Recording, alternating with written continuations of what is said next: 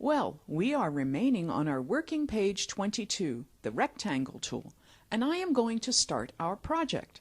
So we will simply start by clicking the rectangle tool. Click and drag. Don't worry about what size it is because we are manually going to size it. Make sure the lock is turned off, and we will type in the value of 19 millimeters by 55 mm and hit enter. So I actually type the value, then tab on my keyboard. Tab automatically jumps to the next dialog box. Okay, now I'd like for you to maybe change your units of measure to millimeters if right now you're working in inches. Change it back to millimeters so that we are working together in the same principles I'm applying. You can apply them in your size at a later time, okay? Now what I will do is, I will zoom in here. That is a little easier to see. So we have got a size of 90 by 55, standard business card size, generally the world over. I'm going to create a duplicate. Plus on my keyboard, or again, Control-C, copy to the clipboard, Control-V, paste it back down, okay? Now I'm going to size the width of that to 1/3, so I will make it 30 mm wide. So it's 1/3 of 90, and that's it there. I am going to make that one of these purpley blue colors. The one I'm choosing is C40 and M40, so a lot like a purple top color. And I want you to come up to snap to something we haven't talked about and make sure everything is turned except snap to objects. You may find by default the name of all objects, but just turn the snap objects on, and this is very cool. As you hover your mouse over the edge of an object, but hard to see there, but actually sees edge.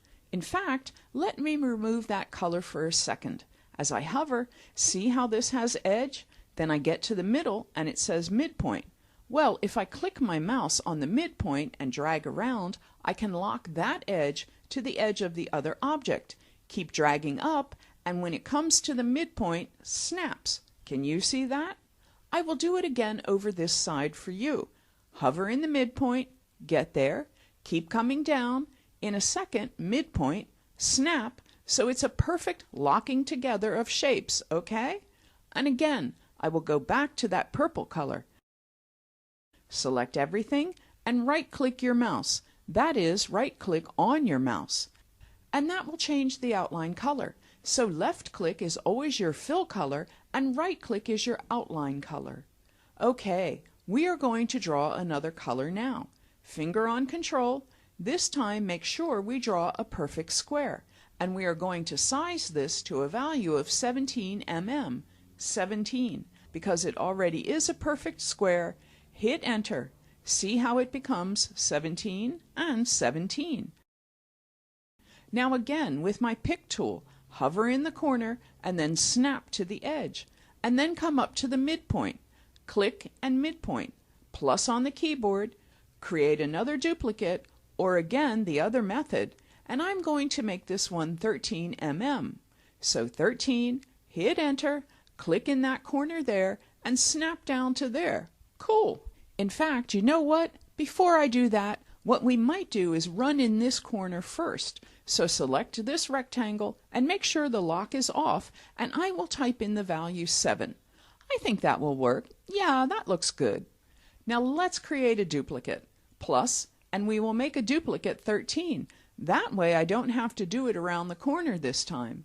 Click in the corner, snap down into the other corner, and there you go. That easy. Now all I'm going to do is select both of those together. So click, drag, draw a marquee around them, plus on my keyboard, another duplicate, and I'm going to flip it over diagonally. So finger on Control. Must remember that. Finger on Control. Top corner, drag, and once again past the center point. It will flip. See? You got that? Flip. I should get my colors right. Select red, select the bottom one, select yellow, then select the inside one. Make sure you click on the edge because I have no fill color. Make that one yellow, then click on there and make that one red. That was actually pretty easy to do, but there were a number of steps. So if you have to make some notes, please watch it again, and that's step 1. Now before you move on to the next lesson, it's very important that when you've finished, select your card and Control-C copy it to the clipboard, okay? So edit and copy, copy to the clipboard, and then when we go to our next lesson, I am going to go to my next page. We need paste that down, Control-V, so that we have got a card so that we can continue on with the project, okay? So copy from page 22 to page 23. When you are finished, make sure you save, and that way come back here. Even if you don't copy it straight away, as long as you save these files now, the next time you open up, you will have the work that you have done today. Okay, see you in the next lesson.